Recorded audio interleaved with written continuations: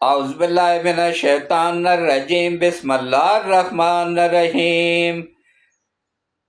اللہ کے بابرکت نام کے ساتھ شروع کرتا ہوں جو دلوں کے حال بہتر جانتا ہے۔ میری طرف سے دیکھتی آنکھوں سنتے کانوں سب کو السلام علیکم ورحمۃ اللہ وبرکاتہ۔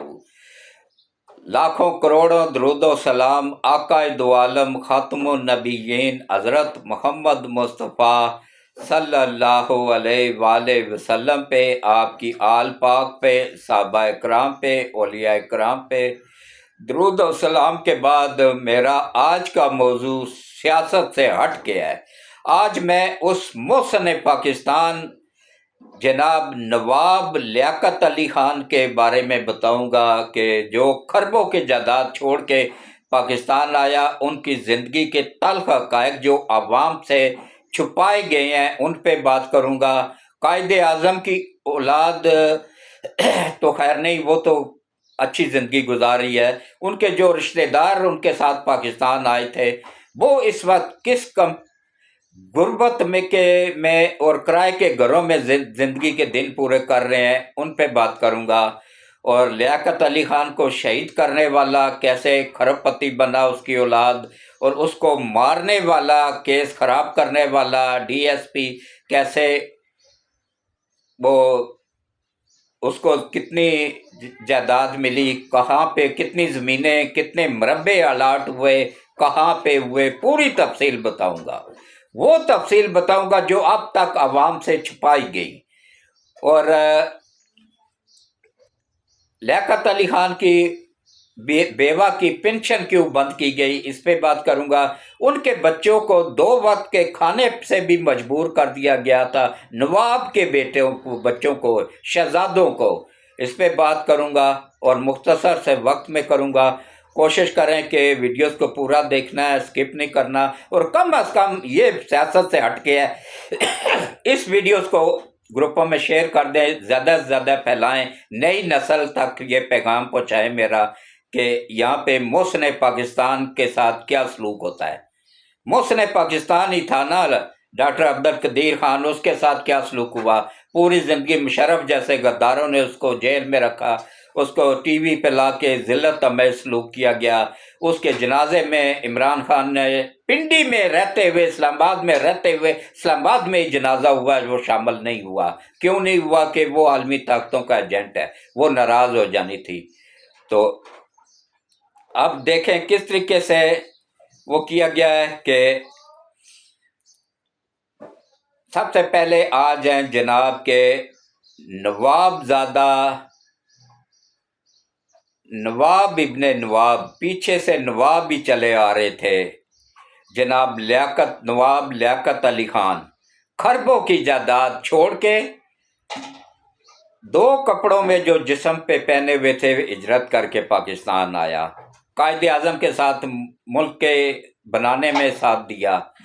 اور اس کی یوم پیدائش ہے جناب 1 اکتوبر، 1 اکتوبر 1895، 1 اکتوبر 1895 یہ ہے یوم پیدائش انڈیا میں، ان کی اپنی ریاست کے اندر۔ اور ان کی شہادت بھی اکتوبر میں ہی ہوئی۔ اچھا، ان کو پہلے ان کا ارادہ تھا، اچھا یہ پاکستان بنتے ہی یہودی لابی کو دے کے انگریز گئے تھے، یہودیوں کو ہی دے کے، امریکہ کے آگے سودا کر کے، یہ پہلے شروع سٹارٹنگ میں ہی ہو گیا تھا، یہ پاکستان کی عوام کو خودرو لگایا گیا تھا۔ اب جا کے ہم اصل میں آزاد ہوئے ہیں آفت صاحب کی حکومت میں۔ تو انہوں نے کہا جی ہم نے امریکہ کے گروپ میں نہیں جانا ہے، ہم نے سب کے ساتھ، جیسے انڈیا روس کے ساتھ بھی ہے، امریکہ کے ساتھ بھی ہے، ایسے ہی ہم نے بھی روس سے بھی تعلق بنانا ہے، انگلینڈ سے بھی بنانا ہے، اور اس سے بھی امریکہ سے بھی بنانا ہے۔ لیکن وہ جو جرنیل بیٹھے ہوئے تھے نا اس وقت کے، اللہ ان کو دوزخ میں سب سے نیچے والے اس میں جگہ دے، جن لوگوں نے کردار ادا کیا जनाब लियाकत अली खान साहब को शहीद करवाने में, और उनकी शहादत में जिस शहादत हुई थी 16 अक्टूबर 1951 को, 16 अक्टूबर 1951 को कंपनी बाग रावलपिंडी में, जो मौजूदा लियाकत बाग है, इसका साबका नाम कंपनी बाग था। तो लियाकत अली को वहाँ पे एक जलसा था, जलसे में शहीद कर दिया गया, और उनके कातल का नाम था सैयद अकबर वल्द बबरक खान। ये जो था ना, ये अफगानी था। उसको लालच दे के उसको शहीद करवाया गया, और आलमी ताकतों का इसमें हाथ था, अमेरिका का और यहूदी लॉबी का, यहूदियों का, और आगे गद्दार जो थे ना, वो फौज के अंदर मौजूद थे। वो फौज के अंदर हमेशा गद्दारों का टोला ही चीफ बनता रहा है। ये पहली मर्तबा अल्लाह की तरफ से हमें तोहफा मिला है कि आफत सैयद आसम मनीर किसी मुल्क का वो नहीं है, वो अपने मुल्क का वफादार है, किसी मुल्क का वफादार नहीं है।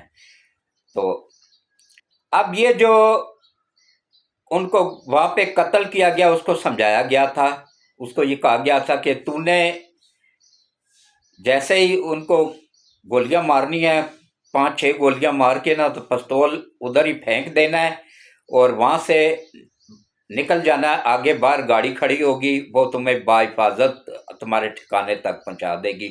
वहां से तुम बॉर्डर क्रॉस करके कुछ अरसे के लिए अफगानिस्तान निकल जाना। और अब अंदर का प्लान मैं बताता हूँ कि अंदर का प्लान क्या था। अंदर का प्लान ये था कि एक डीएसपी की ड्यूटी लगा दी गई कि ये जैसे ही लियाकत अली खान को शहीद करे, इसको फौरन गोली मार देना है, इसको जगह पे ही ख़त्म कर देना है, इसको जिंदा नहीं छोड़ना, ताकि केस इधर ही ठप हो जाए, ख़राब हो जाए, इंक्वायरी ही ना हो सके। भाई कातल ही ख़त्म हो गया तो इंक्वायरी कैसी? तो ऐसे ही हुआ। और अब ये जो कातल है, इसके 4 बेटे थे। इसकी बेवा को एबटाबाद में बहुत बड़ा घर दिया गया, और उस वक्त के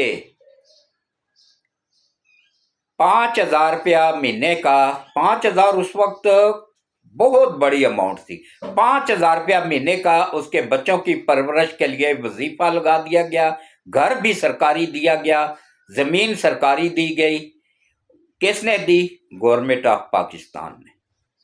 ये गद्दारों की गवर्नमेंट थी ना उस वक्त, अयूब खान जैसे गद्दारों की, टाउटों की। जिस अयूब खान को लोग, वो मैं कहता हूँ जितना जलील और गलीज इंसान वो था ना, उससे ऐसा जलील को किसी ने कोई देखना हो ना, तो उसके पोते को देख लें, गौर अयूब को देख लें, और अभी ये उमर अयूब को देख लें। ये वही घटिया नस्ल चली आ रही है। ये इतना गलीज लोगों का वो था। तो उसके एक बेटा तो यहाँ पे रहा, फिर अफगानिस्तान में उसको जमीनें खरीद के दी गई, इतना पैसा दिया गया, और 3 बेटों को अमेरिका ने वहां पे बुला के नेशनलिटियां दी, वहां पे उनको सेटल करवाया, और वहां पे वो खरबपति बने हुए कारोबार कर रहे हैं आज। जो यहाँ पे पाकिस्तान में है वो भी खरबपति है। उसकी बेवा ने अपने ही गार्ड पे, जो उनकी हिफाजत के लिए गार्ड भी दिया गया सरकारी, उसी गार्ड के साथ उसने निकाह कर लिया था। तो उससे भी उसकी काफी औलाद पैदा हुई थी। तो वो सब के सब बच्चे आज खरबों के मालिक हैं और बड़ी खुशहाल जिंदगी गुजार रहे हैं। तो लियाकत अली खान की शहादत के बाद जब शेरवानी उतारी गई ना, दोनों हाथों से सलूट पेश करता हूँ। उसके नीचे जो बनैन थी ना, वो बनैन जगह जगह से फटी हुई थी। शेरवानी उतारी गई, फटी हुई बनैन को पैबंद लगे हुए। वो लोग थे पाकिस्तान के वफादार। उसके बच्चों को किस तरह रुलाया गया कि 2 वक्त के खाने के लिए तरसाया गया उनको। उसकी बेवा की पेंशन इन मरदूदों ने रोक ली। ये अयूब खान जैसे गद्दार ने पेंशन तक रुकवा दी। उसके बाद बेगम रेहाना लियाकत अली खान को फिर खुद कोशिश करनी पड़ी, खुद باہر آنا پڑا، نوکری کرنی پڑی، اپنے بچوں کو سنبھالنا پڑا۔ تو آج بھی وہ بچے دیکھ لیں اتنے خوشحال نہیں ہیں ان کے بچے جتنے کہ اس کے قاتل کے بچے خوشحال ہیں۔ اچھا، جو ڈی ایس پی تھا جس نے اس کو مار کے، قاتل سید اکبر ولد ببرک خان کو مار کے کیس کو خراب کیا تھا، اس کو خانے وال میں مخدوم پور ایک جگہ کا نام ہے، اس میں بیدیاں روڈ پہ ایک چک ہے، اس چک میں 10 مربع زمین اس کو دی گئی، اس ڈی ایس پی کو، کس چیز کے لیے؟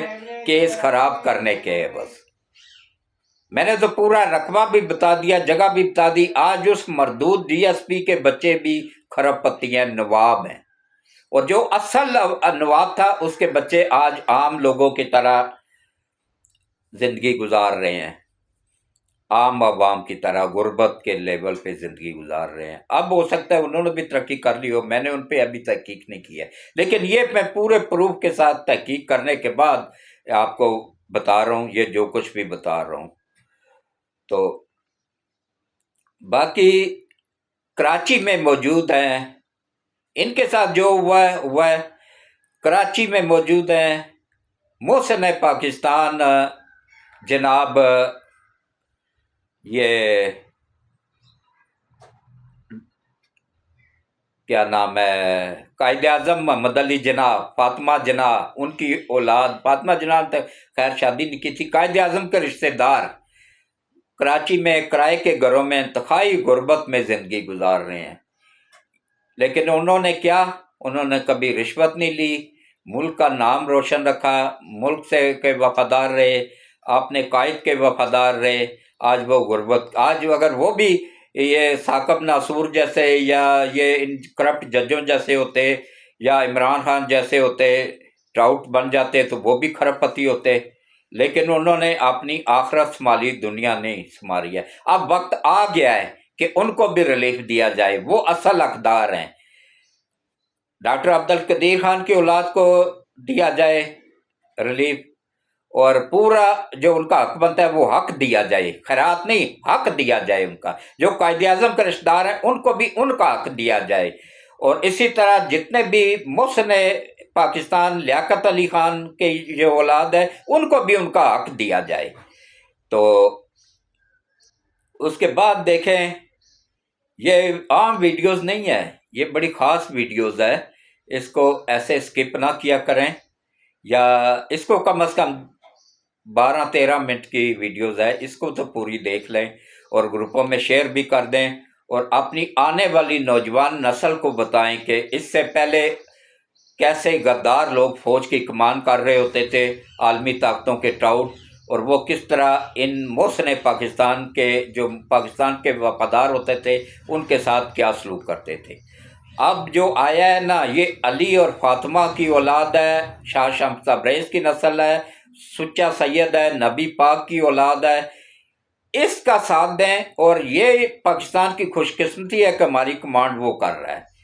تو اس وقت اپنے ملک کا ساتھ دیں، اپنی حکومت کا ساتھ دیں، اپنی افواج کا ساتھ دیں، اور کوشش کریں کہ کسی بھی طریقے سے ہو سکے تو ان لوگوں کا ساتھ دیں جو قائد اعظم کے رشتہ دار ہیں، اور فاطمہ جناح کے جو رشتہ دار ہیں، اور جو لیاقت علی خان کی اولاد ہیں، اسی طرح جنہوں نے پاکستان کا پرچم بنایا ان کی اولاد بھی بڑی خراب حالت میں ہے، جنہوں نے پاکستان کا قومی ترانہ لکھا ان کی اولاد بھی کافی خراب حالت میں ہے۔ ان لوگوں کو ان کا حق دیا جائے، تب جا کے ہمارا ملک ترقی کرے گا، اور انشاءاللہ ان کو اب ان کا حق ضرور ملے گا۔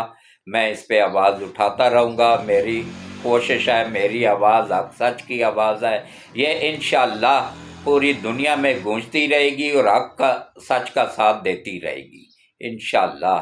نبی پاک صلی اللہ علیہ وآلہ وسلم کے وسیلے سے اللہ تعالیٰ ایسے لوگوں کی مشکلات دور فرمائے، پریشانیاں دور فرمائے، اور جو ملک کے غدار ہیں اللہ ان کو نبی پاک صلی اللہ علیہ وآلہ وسلم کے وسیلے سے جو ملک کے غدار ہیں، چاہے فوج کے اندر ہیں یا عدلیہ میں موجود ہیں یا سیاست میں موجود ہیں یا کسی بھی شعبے میں ایجنسیوں کے اندر موجود ہیں، اللہ نبی پاک صلی اللہ علیہ وآلہ وسلم کے وسیلے سے ان کو پہلے ہدایت نصیب کرے۔